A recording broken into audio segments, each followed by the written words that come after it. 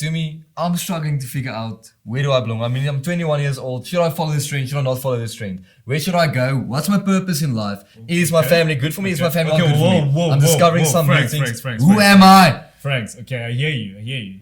That question, who am I? That's a really good question. Let's talk about that. 3, 2, 1. Here we go!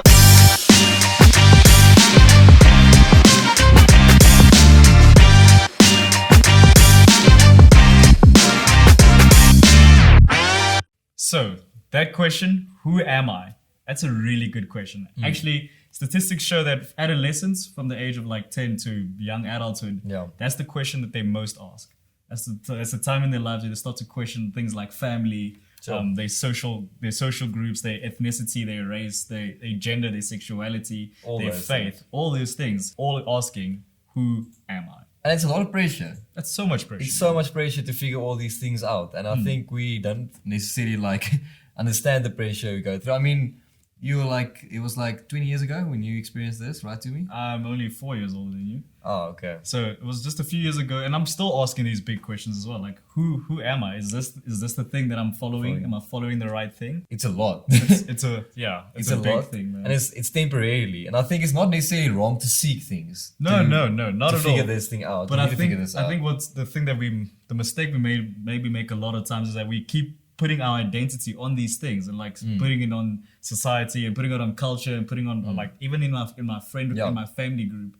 I don't fit in because it's constantly changing. Like I'm not 13 anymore, so house chores is not going to look the same. Exactly. And like culturally, like think that trends switch every single day. Let's just think about clothes for a second. Exactly. Let's just think about clothes for a second. So I just told you guys the story about me and Crocs. So Crocs, the shoes. The best one. Like you can put in comfort zone sports mode. You just like flip it over. And then it's like you can now you can like move a little bit faster. So it's coming back now. It's like getting a catch now. It's becoming trend again. Oh, yeah. But I remember like when I was in primary school, like at grade 1, grade 2, it was like it was big. And it was Crocs just started happening. So it was just like this big thing. Everyone wore Crocs. Everybody wore Crocs. And not like the flip-flop Crocs, like the proper like Crocs. Yeah. And the things you put in the Crocs was everywhere. And they're so cute, man. Got the little thing in the front. Exactly. And then the market of Crocs just started crashing a bit because people started to realize like your foot sweats a lot and it's dirty and people don't enjoy it anymore. Just put in some baby powder. They discovered like Vans and stuff that. Like so it was off the wall. Yes. Yeah. So and Tommy shoes, remember those? So they started discovering that and they started to like Crocs was like not trend anymore. And the shop was busy closing at Mainland. And the one lady, my one friend's mother, she bought me a massive stock of Crocs. Oh yeah? But like from size 1 to 4 till size 13. Size 13. It was like this big red Crocs. I will never forget it. This big red Crocs. I think she had a massive expectation with you, like you're gonna become the next rugby player. I don't know what was expecting of it. Yeah. But point is, I had to throw all those Crocs away because it wasn't trend anymore. You threw them away? Yeah, man. I gave them I gave them away. No, I gave man. them away. Yeah, but I've actually learned now that I'm like a little bit older that trends don't actually go away. They just give it 20 years and it's back. Yeah. So I still keep my wheelies because I think it's coming. It's coming back. It's on the Your way. wheelies is coming I'm back. gonna slide down everything from now on. But you see, this is just I know we're speaking about clothes, but this can get far deeper than that. This can get into like how your sexuality should look like, your dating relationships, your family, everything, because everything changes throughout the season. Everything moves. Everything moves. So you should be very careful to find your identity in this because this is only temporarily. This is not going to work out. Yeah, and I also checked the stat, like I did my research, Google. It says like, this is actually the time where people start to move boundaries and start to move like dating expectations and start to change everything and start to think about politics and all that stuff as well.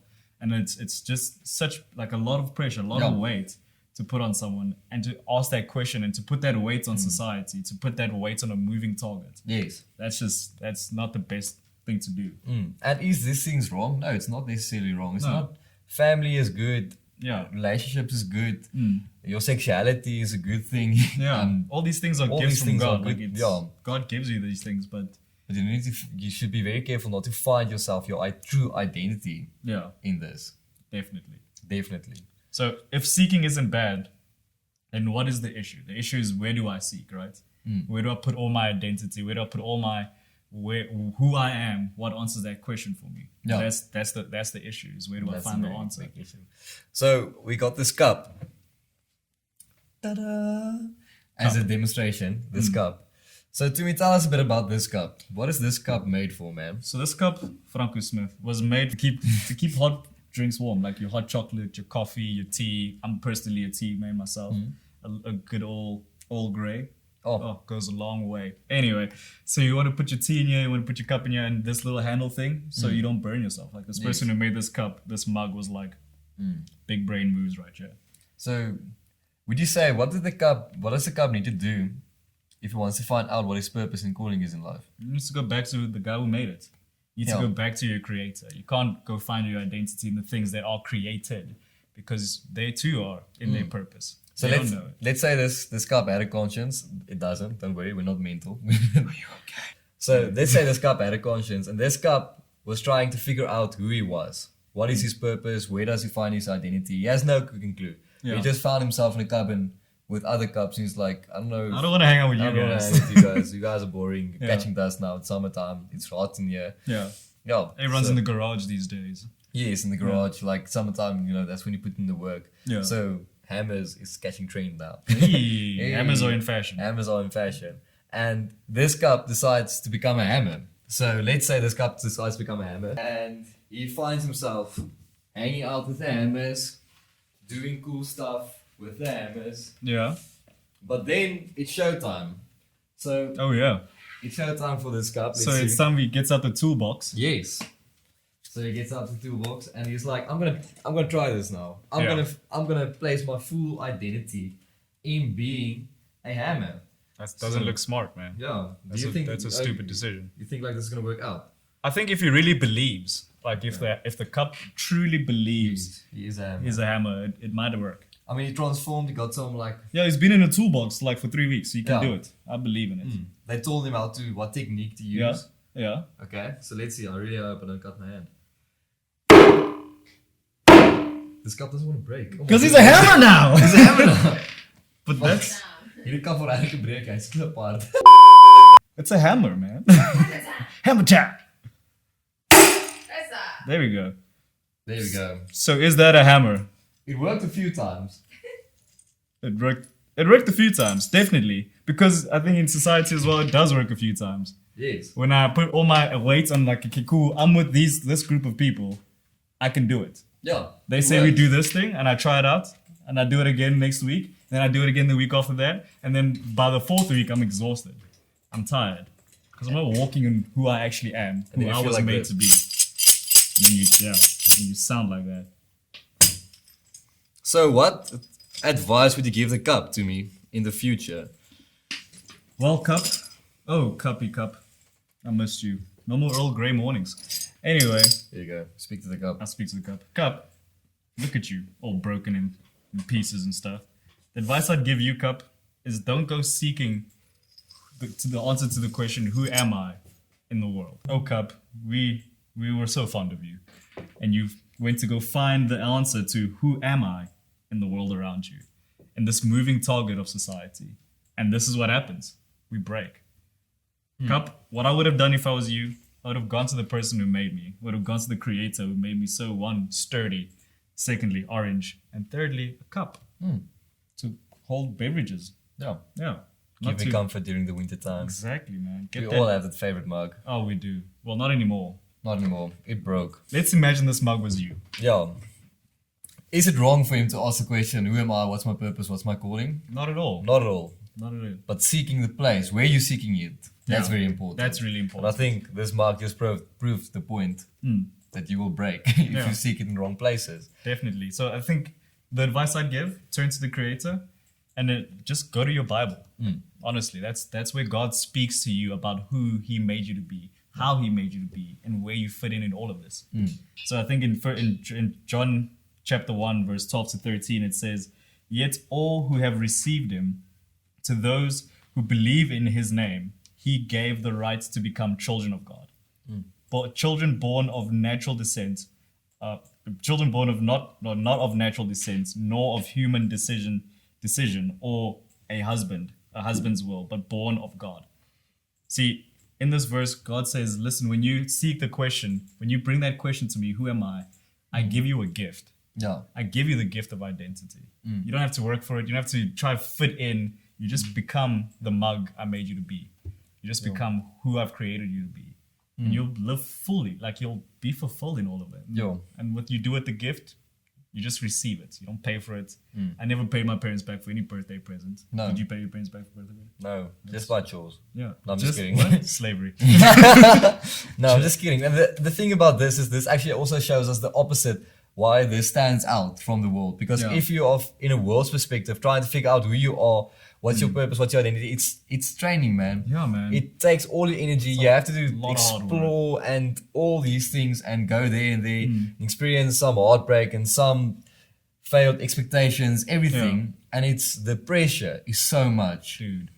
But receiving a gift, there's no pressure in that. There's no pressure. You literally just open your arms. And you take it. And you take it. And this is what this Bible verse actually tells us. This is a gift. This identity God gives us is a gift. And this identity means you are a son of God. Yeah. Yes, it's as simple as that. It's as simple as that. That's your identity. That's the identity of God. You are a son. This includes you as well, ladies. You are a son and daughter of God. Yeah. If we can be the bride of Jesus, then you can surely be a son of God. I think this mustache makes a beautiful bride. Personally. Anyways, so what do you do with a gift? You receive a gift. You don't pay for it. You don't work for it. You just receive it. Or you can choose to reject it. Yeah. But friends, I want to share this other Bible verse with you guys. It's in Matthew 7, verse 7 to 8. And it says, ask and it will be given unto you. Seek and you will find, and knock and the door will be open to you. Because those who knock, the door will be open. And those who seek, they'll find. And those who ask, you'll have your answer. Yes. But ask in the right places. Seek it in Jesus, because that gift that you receive after seeking and asking, saying, God, where am I? Who am I? No. You get that free gift. You don't have to seek it anywhere else. No.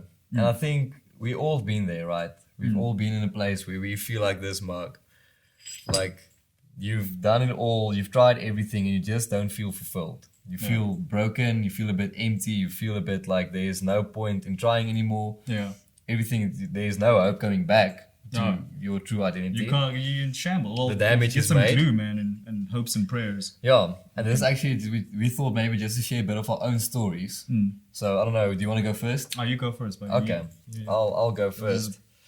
So we moved, I'm going to keep it really short because it's a very long story with lots of detail in it, but we moved from Pretoria to Bloemfontein, and in that season, I was really a bit shaken. I realized in that season, thinking back, I didn't have my true identity yet. I was figuring it out, still figuring out life, asking the big questions like, what type of boyfriend do I need to be? And what type of friend do I need to be?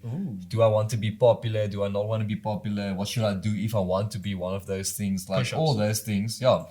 And then also like as life goes on, like for some reason in high school especially, you feel like the pressure is so much in being this specific person. And I think it's not just in high school, I think it's sometimes overall. And I was really caught up in that. So I started finding myself drinking, smoking, doing stuff with the ladies. The ladies. Trying to figure out who I am, trying to find myself in that, because that was what was happening in that moment. And that was also like my friends was doing it, so I was also doing it. And I found myself in that friend group, and becoming the hammer. I was just becoming the hammer. I found my identity in all those things, all the worldly things. Yeah. And I realized, as harsh as it sounds, everything in the world's temporarily. Yeah, everything is just the moment. Everything's just temporary. So there was moments where I got into my room after a party, and I would be in my room, and I just felt really like I'll feel sad and depressed, and I'll feel empty. Yeah. And I kept on asking myself this question, like, why do I feel like this? Why am I struggling with this? Why do I feel so broken? And it's because of this one thing. I didn't understand my true identity. So I started going to church and actually discovered in church that there is someone that loves me, someone who has a plan and a purpose in my life. And I think that's one of the big things, because if you get the answer to those two questions, like, what's my plan? and what's my main purpose in life, and what am I made for. When I realized those things, and God gave me those things, it changed my whole way of living, because I realized this is something firm, and this is not temporarily, and this is not going to go away, and doesn't cause failure. It reaches the expectations far beyond. It exceeds all expectations. Yes. Yeah, And that's my story. Nice, man. I think my story is actually a little bit similar as well. I come from a big family, and in my family, like that, man, I think in the house there were 8 of us, and the question of where do I fit in was a massive one for me. So academically, I wasn't the strongest, but all my family are all scholars. So because I couldn't fit in there, I chose to reject that and jump in with the friend group who also said, "Nah, we don't study. We just wing it on the day." But in all of that, like I chose that group, and I felt so sad and lonely and depressed and angry at the world and angry at God. And I took all of that all the way to varsity as well, where I met another friend group, and they said, we're the drinkers. Like we hang out, we party Monday to Thursday, because Friday we're gonna just quickly read over our scripts, and then Sunday again. But we never really felt fulfilled. I never really felt fulfilled.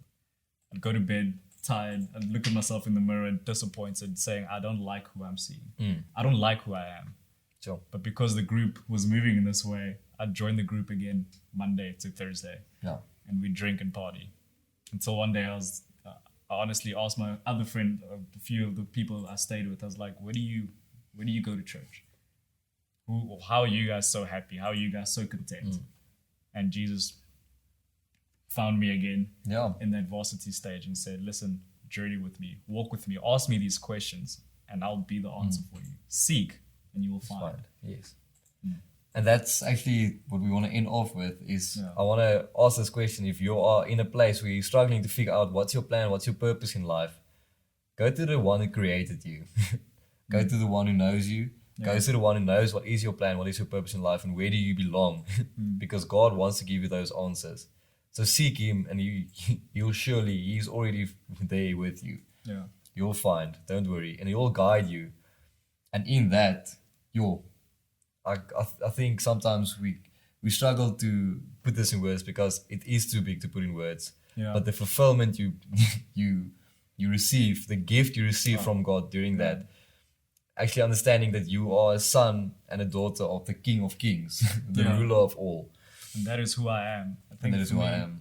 What it did for me is it took off so much pressure. So much pressure. I never felt like I had to work for anything. I remember for weeks telling my friends Christianity is the easiest religion because everything is answered for you.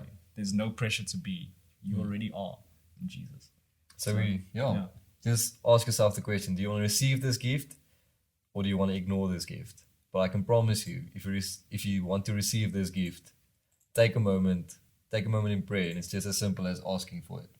Asking God to show the value he sees in you and to show him the plan and purpose he has for you.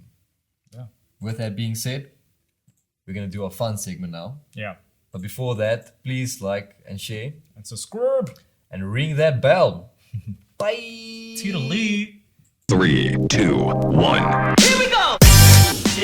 So for this segment we have a tasting segment. So we're gonna taste test. We're gonna taste test. So we're gonna test their taste buds. Is that correct? Our taste buds. Our boss might not agree with the taste. I did not sign up for this. So they have no idea what is in this box. As you can see, there is some stuff here in the box. So there is some treats, and there's something just like plain and simple, and then there's some stuff like I did this one. I think we all have to taste everything. Yeah, so everyone's gonna pick a straw, and you can take your straw out. As you can see. Stuck in the straw. So let's start ladies first. Tamara! So Tamara. Yay. Okay. I Tamara. pick. The mystery. You have to commit to one you pick. Do I have to drink all of it? No, you can just take. a nice long sip. Yeah, the sound. What is it? What is it? What is it? Bottom steps. It's bottom steps. So thank you, Spur. That is hot wing turkey sauce. Hey, the jerk. It's clunky. It's Crunchy. Clunky sounds disgusting. That is disgusting. Okay, D-side. Alright. Okay, so the thing is, I can smell garlic That's I'm the pretty sure thing. it was in my sauce. Okay. I'm scared. It's brown. What is that, like normal Coke or something? Oh no. No, it's got a tree. Yay! Hey! Okay, have more of your normal Coke. Thanks. Okay. Oh. Is this the more? Oh! Oh! What is it? It's also Coke with something in it as well. Yes, but I'm confused. Is it just Coke? To me, it's like I need something else. I'll start the second round. Okay. That's not fair. I want this one in the middle. I think I made a mistake, but it's for the journey. You commit, don't quit. It's water. Victory! It's Victory! true, it's like